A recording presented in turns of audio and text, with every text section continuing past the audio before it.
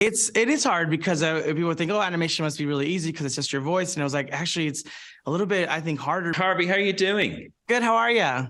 I'm great. Thanks very much. It's great to talk to you. And even better after seeing this film. I think everybody's going to absolutely love it. I mean, what's not to like? Especially your character, though. He's so funny. He's so sweet. He's so cute.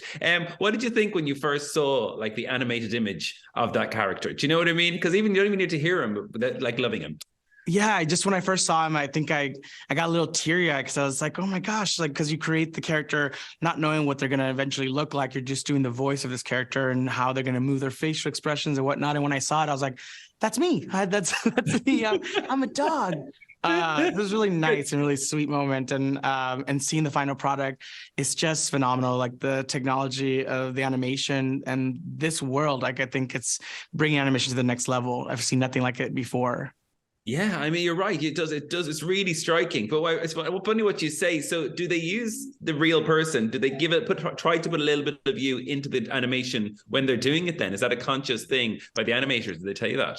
I think, we also record sometimes where we're filming, we put the camera on us, and I'm a very expressive person. If you gotta notice, I use my face a lot when I talk and my hands and my body. So I think a lot of that was, maybe taken as an idea, and the animators were like, hey, because when you look at Perrito's face, he kind of does a lot of the, moving in mouth and eyes. And I looked at him like, that looks like me as a dog, which is really nice and really cool. So it was an honor. Yeah, it's really cool. And did you find it easy to find this voice then? Do you know what I mean? Did you find yourself in the shower trying a voice, find yourself in the car? Does it come quickly or does it take a process? I think it was a process when they first asked me to audition for it, and this was, a couple years ago. I remember thinking of the character, and I was like, well, I think he would sound like this because at the end of the day, when you look at the movie, the character doesn't sound like my regular voice. It sounds like completely different. And I was just talking about this earlier, where people don't recognize that it's me because Antonio, such a specific voice, such an amazing voice that it's Antonio, and Salma, her signature voice, and with Perrito, you're like, who is that? Because you're wondering, which is great, which I pride myself in doing characters that people are like, that's you, and I was like, that is me, I did it. So it was nice to find his voice. And once we worked with the director, who's amazing, we found him. He was like, that's it, that's the voice, because we were playing with different ranges and various inflections and whatnot, and speed of voice and diphthongs and all of that. And so it was, when we found him, I was like, there it is, like that's it. And we're like, yeah, that's it, I'm a dog. And you mentioned Salma there, obviously Antonio Banderas. You got these legendary actors in this. Do you get to meet them? Because I know in a lot of these animated things, you go into a booth on your own and you kind of do your own thing, and maybe you never see them until the premiere. Did it work like that, or how did you get to meet them? It is working like that. You nailed it. It's exactly like that because of the time that we were filming and recording this, and it was probably not the safest time to be in person with one another. So we did it the safest way, which is be in the recording studio by yourself with a director through a screen. It was the safest thing to do during, the world being shut down and crazy. And I haven't met them in person, but I can't wait to meet them because we're having our premiere. So yeah. Exciting.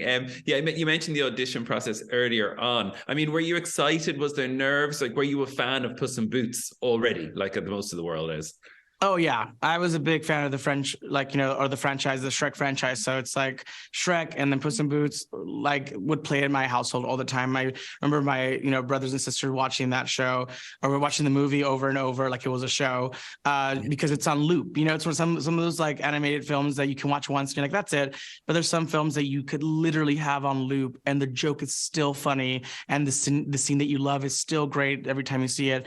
And so that was kind of what I grew up with. So now being a part of Puss in Boots: The Last Wish is like, that's insane to me. Like, that's insane because I grew up watching these films at home. And so it's been a great journey and a great honor.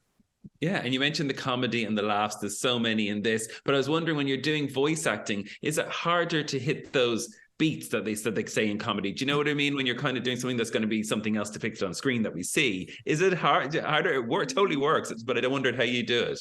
It is hard because people think, oh, animation must be really easy because it's just your voice. And I was like, actually, it's a little bit, I think, harder because you only have your vocal, like, technique to convey everything.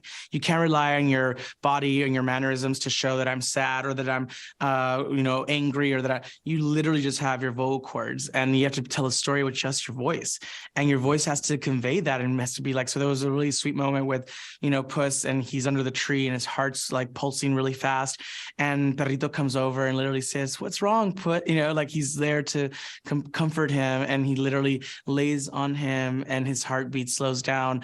And those moments where like you read it on paper and you're like, how are we going to convey this with just voice?